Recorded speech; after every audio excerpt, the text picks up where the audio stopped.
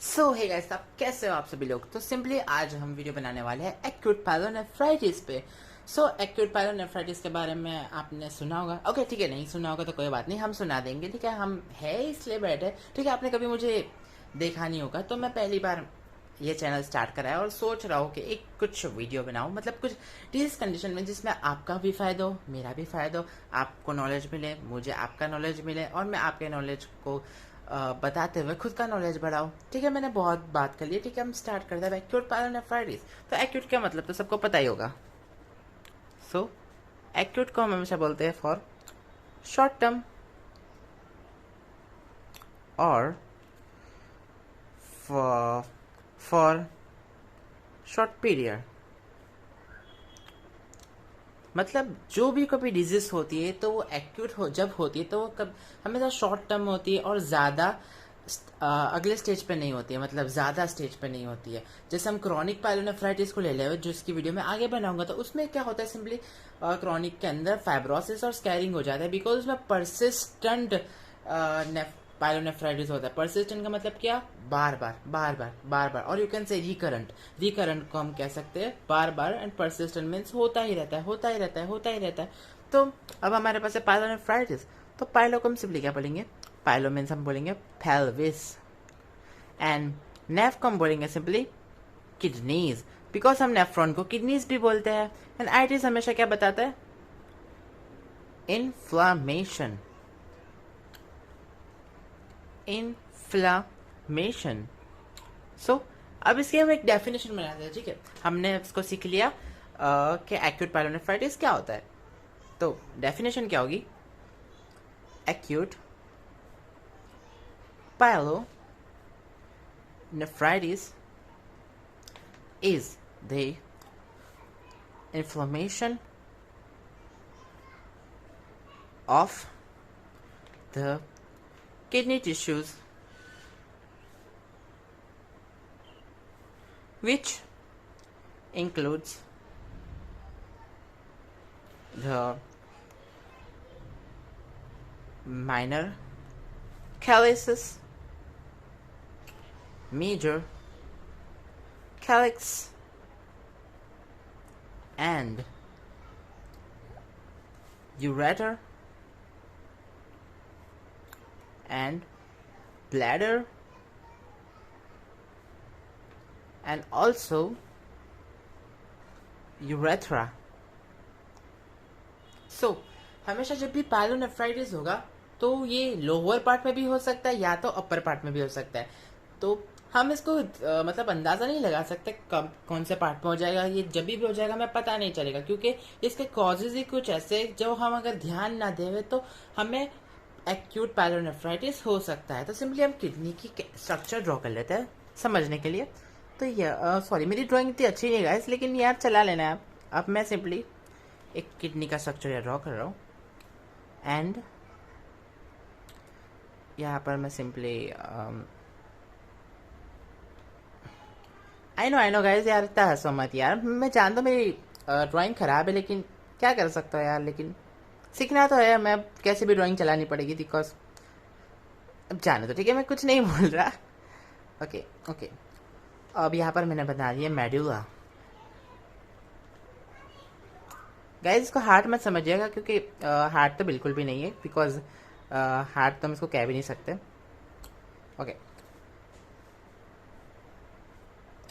And यहाँ पर हमारा रीनल पेल्विस, देन यहाँ से हमारा यूरेटर। तो ये हमारा मेड्यूला है, जिसको हम पिरामिड्स भी बोलते हैं, एंड ये हमारे माइनर कैलिक्स, ये हमारे major calyx,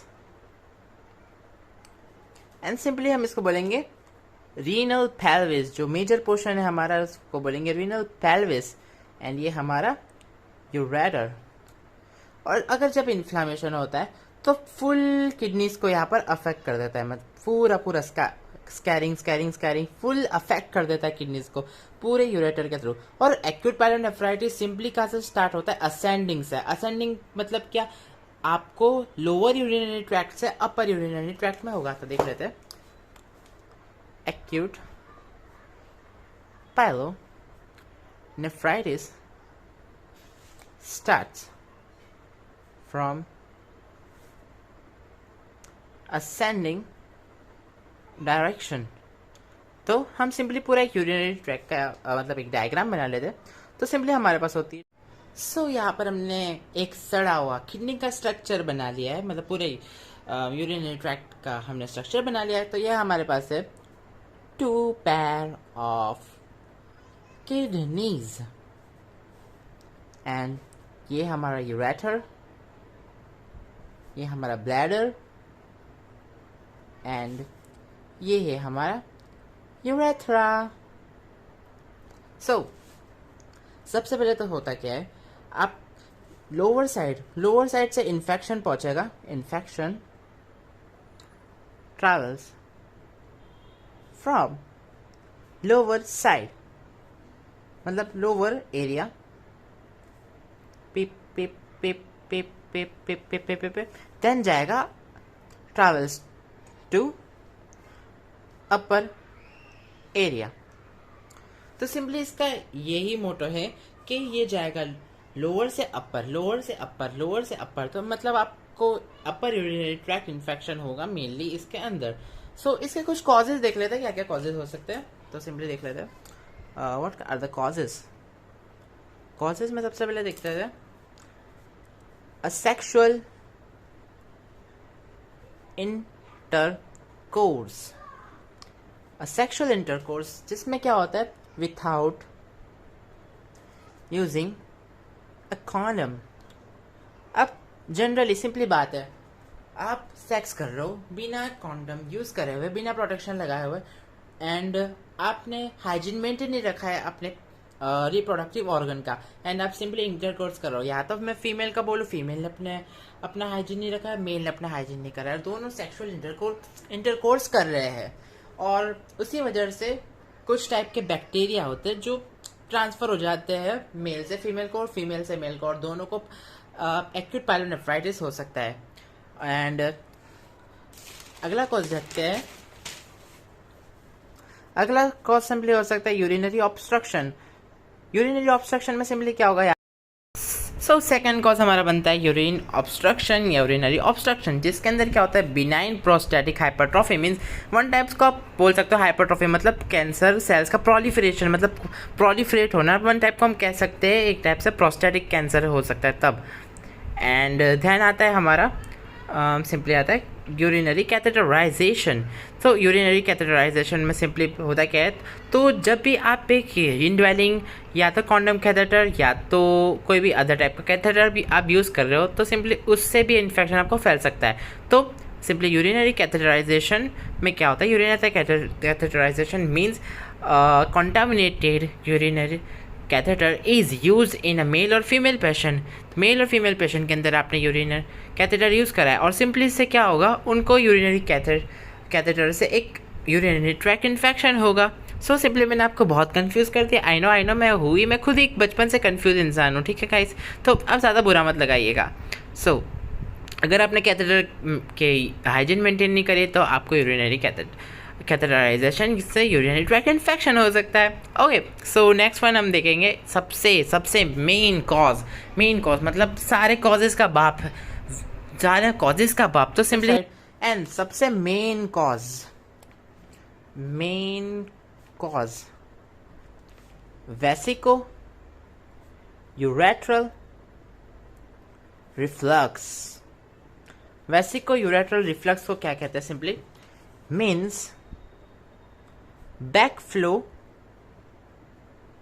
of urine from bladder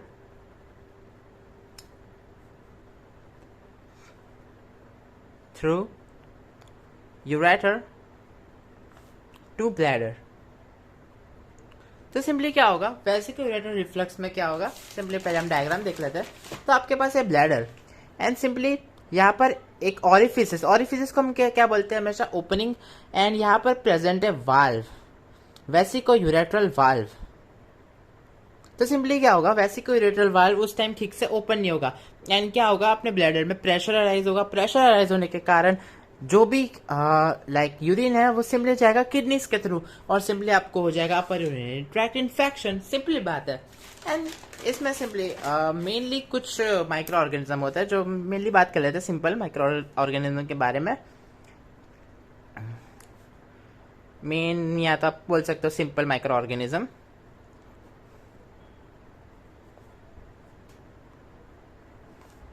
so Enterobacter bacteria, Enterobacter, Proteus and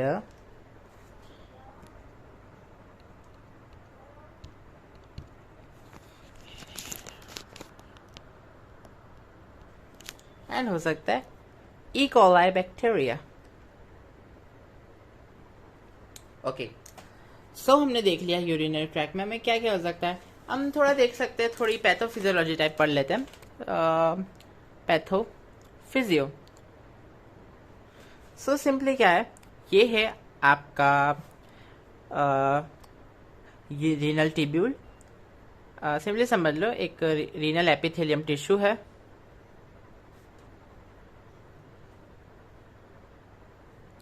अब यहाँ पे है माइक्रो ऑर्गेनिज्म आ चुके हैं, रीनल एपिथेलियम,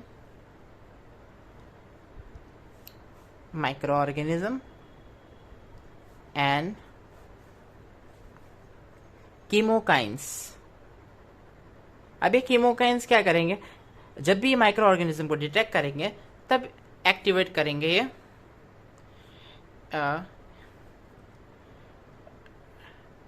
डिफेंस सिस्टम, जो क्रिएट करेगा इन्फ्लेमेशन।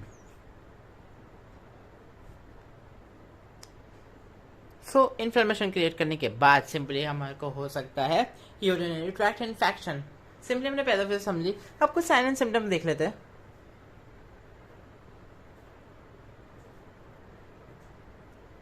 तो साइन एंड सिम्टम्स क्या बताते हैं, अगर आपको इन्फेक्शन एंड इन्फ्लेमेशन है तो आप सिंपली आपको फीवर तो होने ही वाला है, with chills and burning sensation during voiding. Voiding का मतलब होता है यूरिनेशन, जब आप यूरिन पास करते हो उसको हम वॉइडिंग बोलते हैं।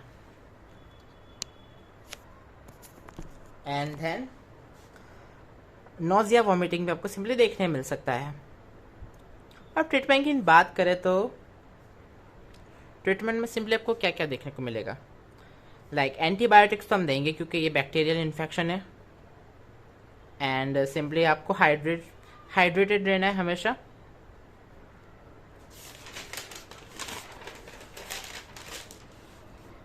एंड यस, मैं एक चीज आपको बताना भूल गया, हीमेटोजेनेसिस, हीमेटोजेनेसिस जिसको हम बोल सकते हैं blood flow of bacteria through renal arteries and veins. मतलब डायरेक्टली रीनल आर्टरीज और वेन में जो अगर बैक्टीरिया फ्लो कर रहा है तो वहां से भी इन्फेक्शन इन्फ्लेमेशन प्रोसेस स्टार्ट हो सकती है।